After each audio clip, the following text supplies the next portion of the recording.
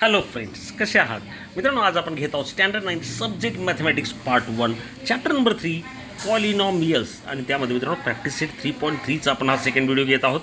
3.1, 3.2 आणि 3.3चा पहिला व्हिडिओ पाहिला नसेल मित्रांनो, डिस्क्रिप्शन बॉक्समध्ये लिंक आहे, ती नक्की बघा.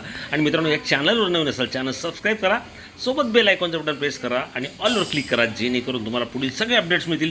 चला मित्रांनो, सुरुवात करूया. Standard 9 subject mathematics part 1 chapter number 3 polynomials. Friends, आपलं प्रॅक्टिस सेट 3.3 चालू आहे, त्याचा व्हिडिओ तुम्ही पाहिलाच असेल. हा आहे प्रॅक्टिस सेट 3.3 मधील व्हिडिओ नंबर 2. चला मित्रांनो, सुरुवात करूया. Divide each of the following polynomials by synthetic division method and also by linear division method and write the quotient and remainder. मित्रांनो, 3 गणित आपण याचे घेतलेले आहेत. आता हे चौथं गणित आपण घेणार आहोत. 2x⁴ plus 3x² plus 4x minus 2x² याला डिवाइड करायचं आहे फ्रेंड्स आपल्याला x प्लस 3 ने.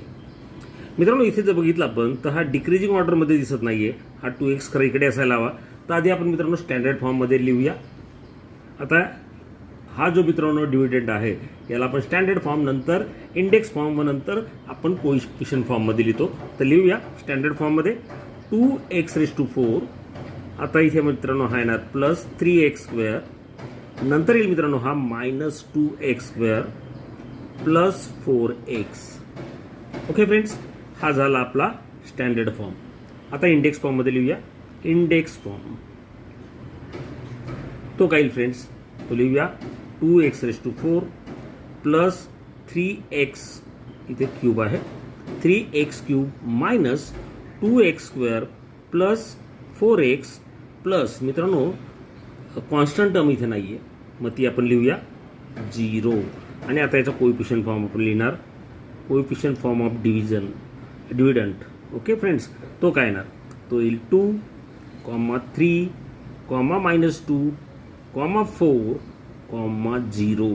आणि हा मित्रांनो इंडेक्स कोइफिशियंट फॉर्म हा आपला गरजेचा असतो. आता डिवायझर काय, डिवायझर आहे x प्लस 3. कॉन्स्टंट टर्मची ऑपोजिट टर्मने आपण भागत असतो. तर लिहूया द डिवायझर इज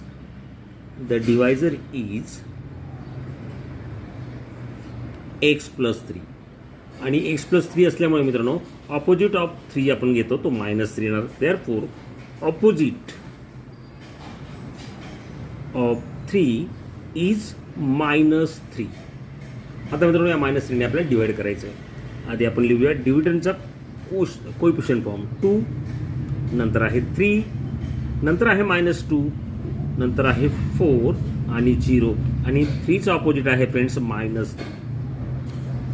मित्रांनो, मागचा व्हिडिओ तुम्ही पाहिला आहे, आठवत असेल तुम्हाला नेमकं आपण काय करतो. सुरुवातीला जर पहिलं डिजिट ना फ्रेंड्स जसंच्या तसं खाली लिहितो 2, आणि नंतर -3 × 2 ला मल्टिप्लाय करणार. -3 × 2 -6. 3 - 6 किती होतात मित्रांनो, तर होतात -3. आता काय करणार, तर या 3 ने या -3 ला मल्टिप्लाय करणार. ओके, 3 3 जा 9 आणि मायनस पण प्लसच होतो, त्यामुळे इथे येणार 9 पुढच्या कोइफिशियंटच्या खाली. आता मित्रांनो -2 + 9 किती होतात, तर ते होतात 7. आता पुन्हा 7 ने -3 ला गुणणार आहोत. 7 3 जा 21, but 1 term is minus, so right here -21. आता फ्रेंड 4 आहे -21, सो -17 येतील. पुन्हा 17 ने 3 ला आपल्याला गुणायचं आहे मित्रांनो. 17 3 जा 51, सो राईट हिअर 51. आणि मित्रांनो शेवटची जी टर्म असते ना ती असते रिमाइंडर. 0 + 51 होतात 51, so remainder is 51. This is remainder, म्हणजे बाकी आहे. ओके फ्रेंड्स, ही आली बाकी. आता मित्रांनो हा जो फॉर्म आला आहे ना 1 2 3 4, हे जे 4 कोइफिशियंट आहेत हे कोणाचे, तर हे आहेत कोशंटचे. The coefficient form of the quotient is the coefficient form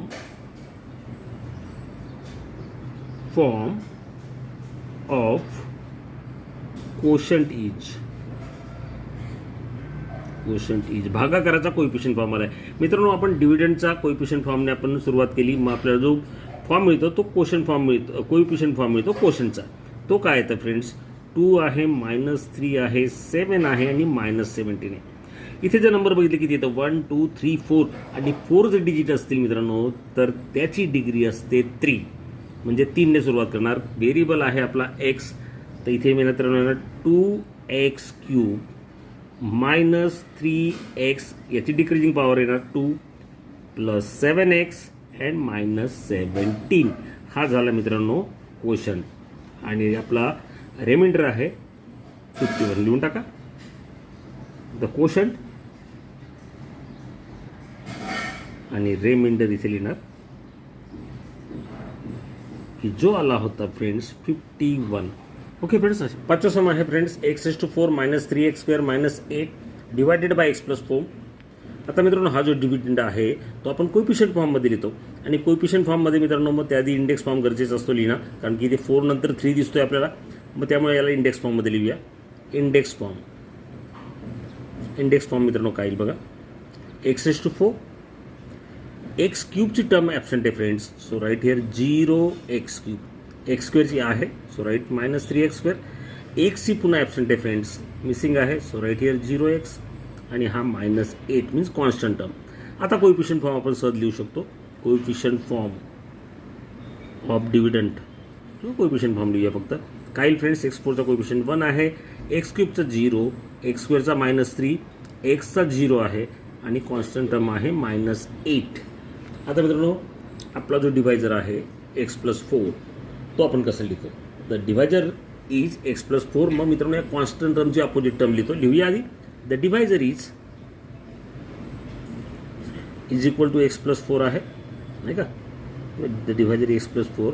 आता therefore opposite term of 4 असं लिहूया, ऑपोजिट ऑफ 4 इज -4. तो येणार -4 म्हणजे -4 आपण डिवाइड करणार. तर लिहूया फ्रेंड्स 1 0 -3 0 8 1 0 -3 0 -8 आणि इथे 4चा अपोजिट आहे -4, सो राईट -4. पहिली टर्म जी आहे ना मित्रांनो कोइफिशियंट पहिला जसं तसं आपण इथे लिहितो, नंतर -4 ने याला मल्टिप्लाय करणार, प्रत्येक मल्टिप्लाय करत जातो. -4 × 1 इज -4, 0 -4 इज अगेन -4, 4 4 जा 16, दोघांचा गुणाकार 16 होतो कारण की दोन्ही निगेटिव्ह आहेत, त्यामुळे होतील पॉझिटिव्ह. -3 + 16 होतील 13. आता 13 ने पुन्हा 4 ला गुणा मित्रांनो, ते किती होतील तर 52 होतील, 52 होतील. एक मायनस आहे म्हणजे हा सुद्धा मायनस, या दोघांची बेरीज 30 येणार कारण की 0 कोणत्याही संख्येत मिळाला तेच येतो. -52 × -4 मायनस प्लस आणि 52 गुणिले 4 केले ना फ्रेंड्स तर ते येतील 4 2 जा 8 208 208. मात्र तो पॉझिटिव्ह असेल आणि या बॉक्समध्ये रिमाइंडर मिळणार आहे 208 208 - 8 200. This is remainder. आता मित्रांनो या कोइफिशियंट डिव्हिडंडच्या कोइफिशियंट फॉर्मवरून आपण काय मिळवलं आहे तर कोशंट मिळवला आहे, तो डिव्हिडंड आपल्या कोइफिशियंट फॉर्ममध्ये लिहा. The coefficient form of quotient is the coefficient form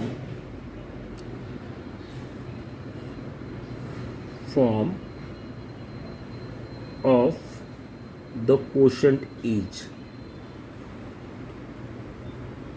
काय आहे तो, तर 1 -4 13 -52.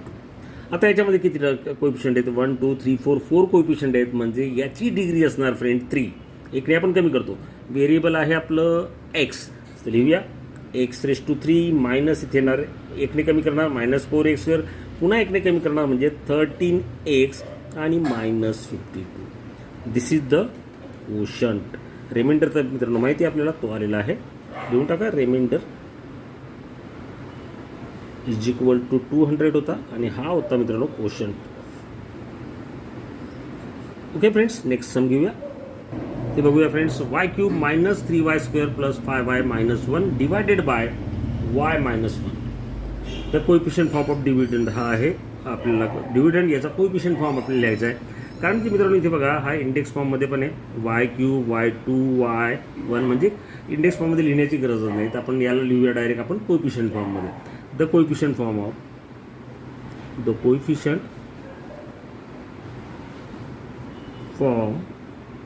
Of dividend of the dividend म्हणूया DIVIDEND. ओके, काय तो y³ -3y² + 5y - 1 इज, तो येणार फ्रेंड्स 1, -3, -5, -1. हा आला मित्रांनो डिव्हिडंड फॉर्म, कोइफिशियंट फॉर्म डिव्हिडंडचा. आता मित्रांनो डिवायझर आहे y - 1, divisor is equal to y minus one. म्हणून फ्रेंड्स याचा कॉन्स्टंट टर्म काय -1 आहे, याची अपोजिट आपण घेणार. ती लिहूया आपण इथे.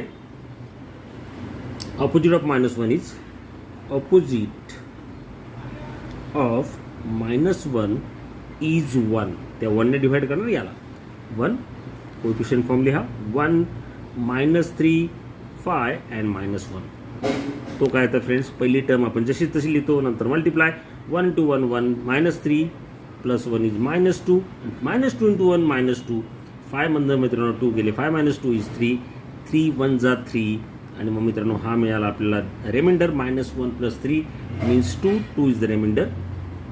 म्हणजे बाकी आहे ती थोडक्यात. ओके फ्रेंड्स, आता हे सॉल्व्ह करूया आपण. द कोएफिशिएंट हा काय तर द कोएफिशिएंट फॉर्म आहे कोशंटचा. Coefficient form of the quotient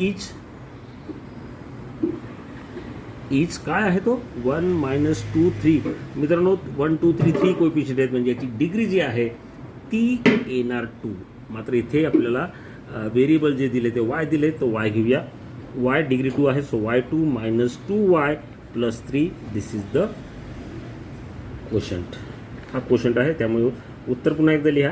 quotient जे आहे तो लिहूया ENT आहे y² - 2y + 3 आणि डिव्हायझर रिमाइंडर आहे जो की आला होता मित्रांनो शेवटच्या बॉक्समध्ये 2.